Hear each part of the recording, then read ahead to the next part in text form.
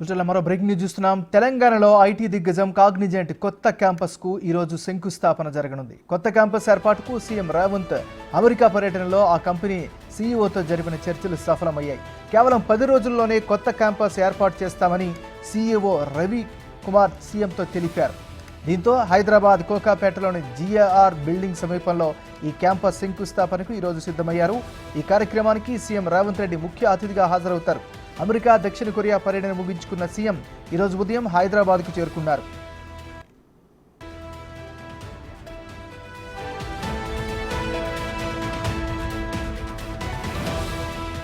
ఇప్పటికే 5 క్యాంపస్లను నెలకొల్పిన కాగ్నిజెంట్ దాదాపు 7,000 మందికి ఉపాధి కల్పిస్తోంది.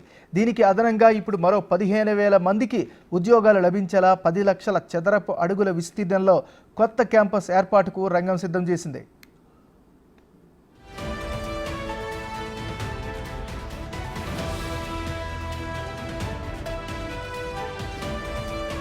అమెరికా, దక్షిణ కొరియా పర్యటన ముగించుకున్న సీఎం హైదరాబాద్కు చేరుకున్న గంటల వ్యవధిలోనే కాగ్నిజెంట్ కొత్త క్యాంపస్ ఏర్పాటు జరుగుతోంది. దీంతో సీఎం విదేశీ పర్యటన గ్రాండ్ సక్సెస్ అయిందని భావించవచ్చు.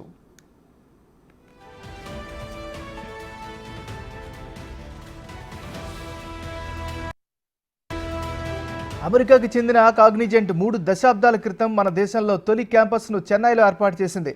తర్వాత 8 ఏళ్లకు హైదరాబాద్లో 1 సెంటర్తో మొదలై ఇప్పుడు 5 సెంటర్లకు విస్తరించింది. తాజాగా సీఎం రేవంత్ జరిపిన చర్చలతో కొత్తగా 6వ క్యాంపస్ ఏర్పాటు కానుంది.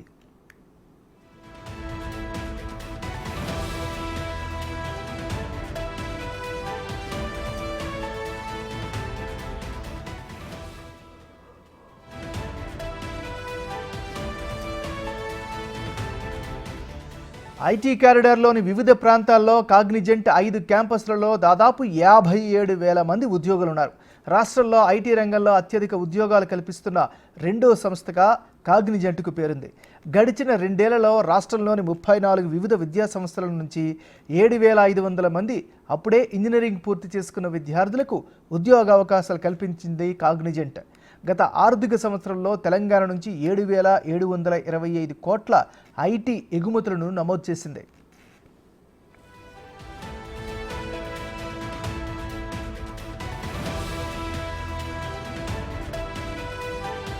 రేవంత్ ప్రభుత్వ హయాంలో ఐటీ గురించి కామెంట్ చేసిన ప్రతిపక్ష బీఆర్ఎస్కు స్వల్ప కాలంలోనే కాగ్నిజెంట్ కొత్త క్యాంపస్ ఏర్పాటుతో సీఎం ఇమ్మీడియట్ కౌంటర్ ఇచ్చినట్లయింది.